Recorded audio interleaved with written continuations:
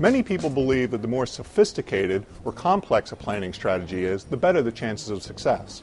But in fact, the opposite is true. Whether it's choosing investments, putting together a portfolio, or figuring out how much you should put aside in your 401k, the more streamlined and straightforward your strategy is, the less likely you are to run into unforeseen snafus that can derail your progress. So if you're looking for a relatively simple but effective way to increase your odds of having a large enough nest egg by the end of your career, consider following these 3 rules. Rule number 1, establish a realistic savings rate and update it periodically. Saving on a regular basis is the single most important thing you can do to assure a secure retirement. That said, it's tough to know earlier in your career how much you need to set aside in 401ks and other plans to have enough for a retirement that's many years away. But that's no excuse for just winging it, especially when there are several easy-to-use online tools that can help you set a reasonable savings target.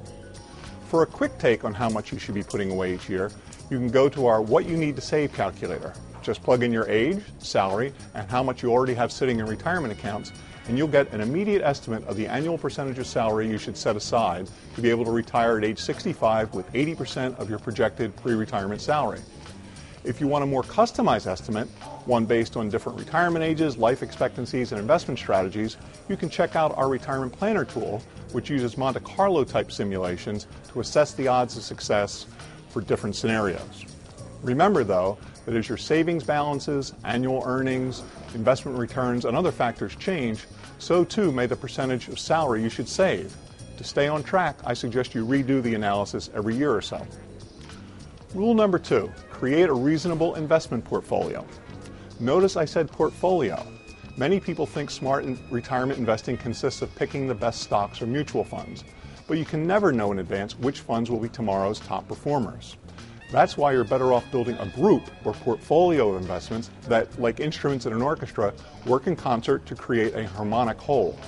Ideally, that portfolio should include a broad range of stock funds, growth, value, large and small cap, as well as bond funds that hold a variety of bonds, government, corporate, short, and intermediate term. Even more important is creating the right blend of stocks versus bonds. Early in your career, when you have plenty of time to bounce back from market setbacks, you want to tilt that mix more towards stocks. As you get older and become more focused on protecting your nest egg, you want to shift more of your retirement savings into bonds and eventually cash for more stability, although you'll still want to keep a small portion of your savings in stocks.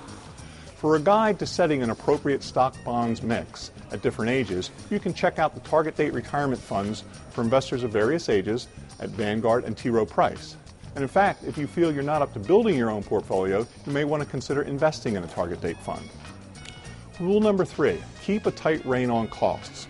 Investors tend to pay way too much attention to returns, which they can't control, and give scant notice to investment costs, which they can.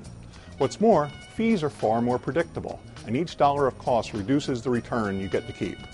The upshot, the less you pay in fees, the higher the returns you're likely to earn, and the larger your nest egg will likely be.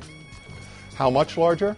Consider this. A 30-year-old who earns $40,000 a year, gets 2.5% annual raises, contributes 10% of salary each year to a 401k, and owns investments that earn 7% a year before expenses, will end up with roughly $566,000 at age 65 if investment fees total 1.5% a year.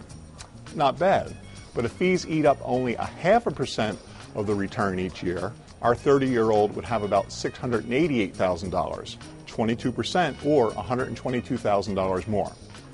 There's no guarantee, of course, that every fund with lower expenses will outperform every one saddled with higher fees.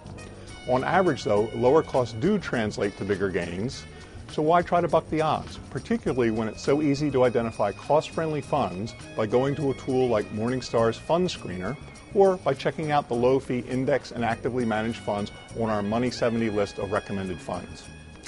To sum up, American philosopher Henry David Thoreau once wrote, "Our life is frittered away by detail. Simplify, simplify." That's good advice for retirement planning, too.